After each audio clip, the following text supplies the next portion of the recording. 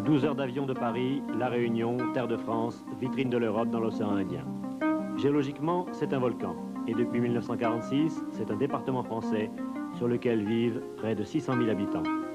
Son économie agricole, fondée depuis longtemps sur la culture de la canne, l'a conduite à exporter par voie maritime sa principale richesse, le sucre. Son isolement la force aussi à importer la quasi-totalité de ses besoins en matières premières comme en produits finis. Le poumon de La Réunion, c'est donc le port de la Pointe des Galets, un port que l'on atteint après 3 ou 4 semaines de navigation au départ de la métropole. Avant d'aborder La Réunion, tout bateau doit prévenir la capitainerie quelques semaines avant son entrée au port. La capitainerie planifie les entrées et les sorties de chaque navire en fonction de sa taille et de ce qu'il transporte.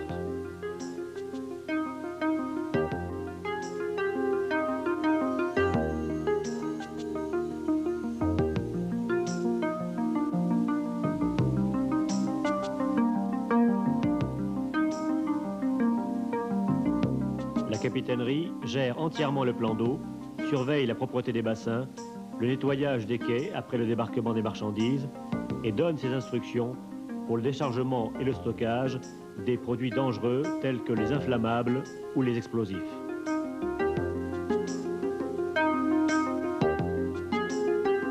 À l'approche des côtes réunionnaises, la capitainerie informée par radio de l'heure exacte de l'arrivée du navire signifie son ultime décision grâce au feu du mât de vigie. Rouge, impossibilité d'entrée. Vert, vous pouvez accéder au quai. Le bateau attend l'arrivée du pilote qui le dirige jusqu'à l'emplacement réservé. Il existe des pilotes spécialisés dans chaque port. Ceux-ci sont généralement des officiers de marine dont le statut se rapproche de celui des professions libérales. À la Pointe des Galets, ils sont 3 qui ont constitué une société et sont directement sous la tutelle de l'administration des affaires maritimes. Une fois à bord, le pilote donne ses instructions afin d'assurer une sécurité maximale jusqu'à la fin des opérations. Selon les conditions météorologiques, les caractéristiques techniques du navire et l'endroit où il doit accoster, le pilote peut se faire aider par des remorqueurs qui poussent, tirent ou font virer le bâtiment.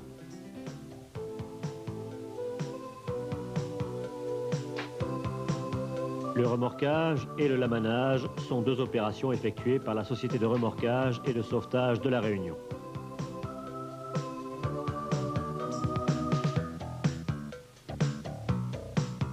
Avant de débarquer, il faut qu'un contrôle sanitaire soit effectué sur l'équipage et les passagers éventuels, ainsi que le contrôle des passeports. Une fois cette formalité achevée, l'accès à bord peut être délivré, la descente peut commencer.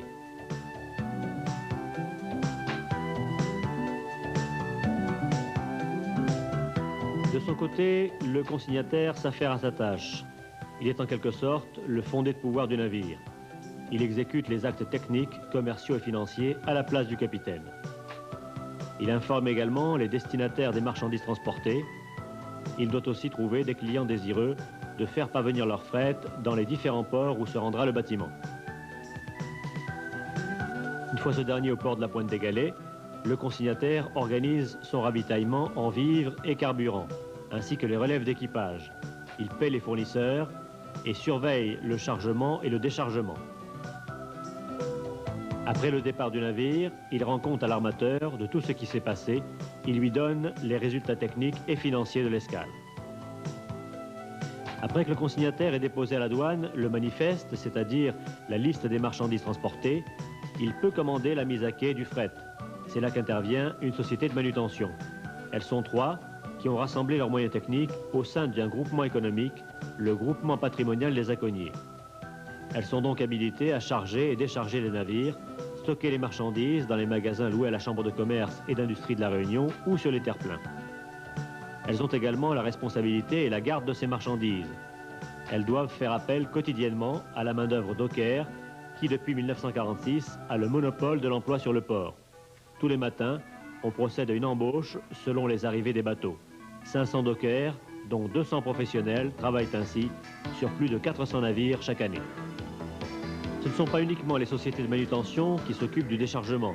La CCI Réunion peut également le faire car elle dispose d'outillages spécialisés. Un terminal sucrier d'une capacité de 140 000 tonnes permettant le stockage et l'exportation de la production sucrière soit environ 240 000 tonnes par an. Le terminal céréalier où sont déchargés et stockés les céréales et aliments de bétail, approximativement 120 000 tonnes par an. Enfin, un terminal pétrolier. Une fois la marchandise débarquée, il est nécessaire d'effectuer des contrôles phytosanitaires sur les végétaux et vétérinaires sur les animaux ou produits d'origine animale qui arrivent à La Réunion. Cela afin d'éviter une contamination pouvant nuire à la vie économique de l'île et à la santé des Réunionnais. Si tout est en règle, deux solutions se présentent. Ou le destinataire fait enlever directement les marchandises par l'intermédiaire d'un transitaire, ou les produits sont stockés soit par la Chambre de commerce et d'industrie de La Réunion, soit par la société de manutention qui loue les magasins nécessaires à la CCI Réunion.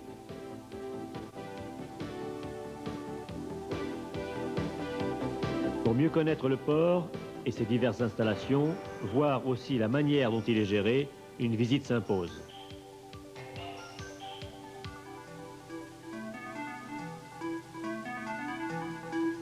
Il existe en fait deux sites portuaires, l'ancien et le nouveau que l'on appelle aussi port ouest et port est.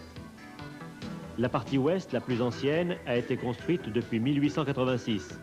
Des digues ont été édifiées pour empêcher l'obstruction régulière de l'entrée par des cailloux, charriés par la rivière des Galets. Mais ces digues étaient régulièrement détruites à chaque cyclone, et tout était à recommencer, ce qui bloque parfois les navires pendant plusieurs mois. Elles sont aujourd'hui protégées par des blocs de béton. Les infrastructures ont été améliorées et de nouvelles darses ont été construites. Des silos à sucre, des entrepôts frigorifiques, ainsi que des bâtiments nécessaires à l'exploitation. Vers 1980, le besoin d'une nouvelle adaptation au trafic s'est fait sentir. On ne pouvait pas agrandir le port déjà existant, il est entouré par la ville et ses conditions d'accès sont toujours délicates.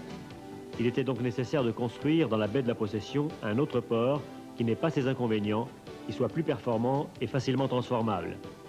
Ces travaux ont duré 4 ans, de 1982 à 1986. Ils auront coûté au total 450 millions de francs. Ce port est peut accueillir des navires de 215 mètres de long sur 34 de large, avec 12 mètres de tirant d'eau. 2 quais sont actuellement disponibles.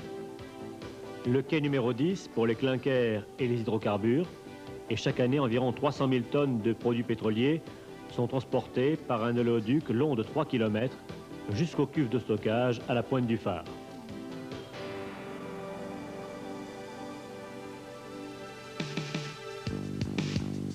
Le quai numéro 11 est spécialisé pour les trafics conteneurisés.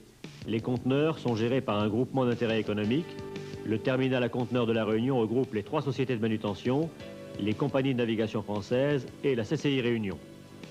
60 à 70 000 unités transitent chaque année par ces structures. Ce nouveau port traite la moitié du trafic total avec un rendement presque double de celui de l'ancien port. L'ancien port, le port ouest, se compose de plusieurs quais. Tout d'abord des quais commerciaux, il en existe 10, dont chacun a une attribution précise. Le quai numéro 1 sert pour les mélasses, les bois et les marchandises diverses non conteneurisées, mais on peut en cas de besoin y décharger d'autres types de fret. À chaque quai correspondent des magasins où sont entreposées des marchandises. Il faut enfin noter que 2 autres quais sont affectés à la Marine nationale. La darse de pêche fait partie du port ouest. Elle reçoit en moyenne 3 bateaux par semaine, réunionnais ou formosans. Les sociétés de pêche ont à leur disposition 17 000 m3 d'entrepôts frigorifiques, soit 5 chambres froides, dont la température est constamment maintenue à moins 25 degrés. Ces entrepôts peuvent aussi être utilisés pour les besoins de stockage des entreprises locales. La CCI Réunion peut également fournir à qui le demande de la glace en paillettes à raison de 5 tonnes par 24 heures. Lorsqu'ils ont besoin d'une réparation quelconque, les navires de pêche utilisent le slipway. C'est une voie de carénage. Les formosans préfèrent en général exécuter eux-mêmes les petits travaux, mais font appel aux sociétés de réparation navale lorsque le problème est plus important.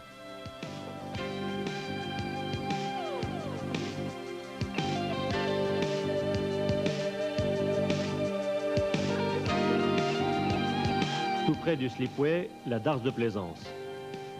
C'est un recoin tranquille, on peut y trouver 280 bateaux, dont 124 embarcations de pêche artisanale. Depuis quelques années, le nombre de plaisanciers ne cesse d'augmenter. Les demandes de mouillage se font de plus en plus nombreuses, ce qui a conduit les autorités concernées à accorder une attention plus grande à ce nouvel engouement. Des études d'agrandissement de cette darse sont en cours afin de pouvoir accueillir 500 bateaux. Elles sont organisées et menées de concert par la commune du port, la CCI Réunion et l'État.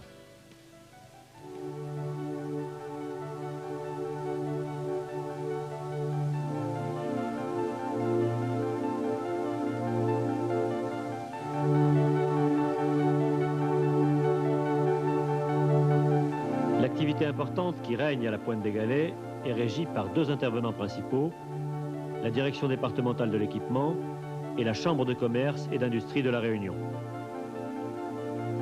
Tout d'abord la DDE. Il faut savoir qu'il s'agit ici d'un port d'État, dit d'intérêt national, c'est-à-dire que c'est l'équipement qui en dirige l'exploitation, assume la tutelle de la CCI Réunion, contrôle les prix de tous les intervenants portuaires, en un mot, supervise tout ce qui s'y passe.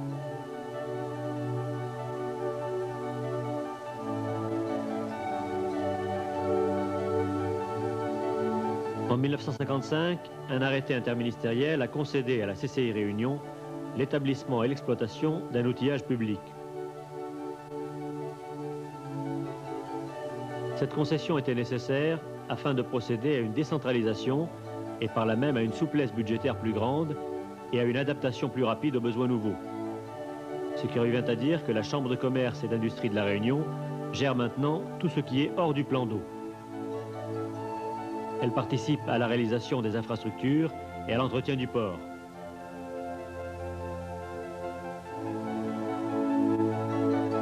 Elle construit des magasins, des voiries, les terre-pleins, et sa mission est également d'assurer le service de sécurité, de surveillance et de nettoyage des quais. Et dans certains cas, nous l'avons vu, le service de manutention.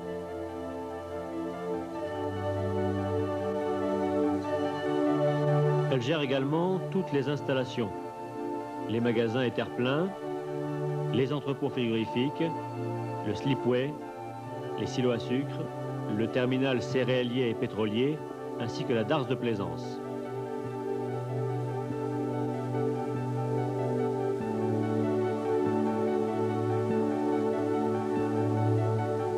Pour résumer, la CCI Réunion met en place les structures et en assure la gestion, afin que chaque usager du port puisse avoir à sa disposition ce qui est nécessaire à son activité. Elle participe également avec l'État aux adaptations nécessaires en fonction du trafic et de l'économie de l'île.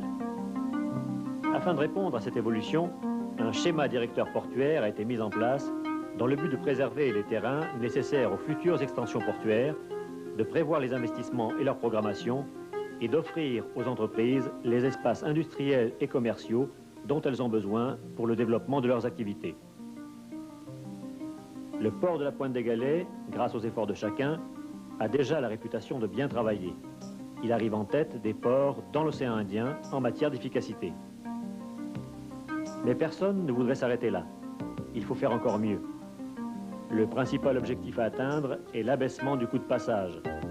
C'est une charge qui représente actuellement 2,5% de la valeur des marchandises qui passent par le port. Cette diminution du coût de passage serait possible avec une amélioration de la productivité.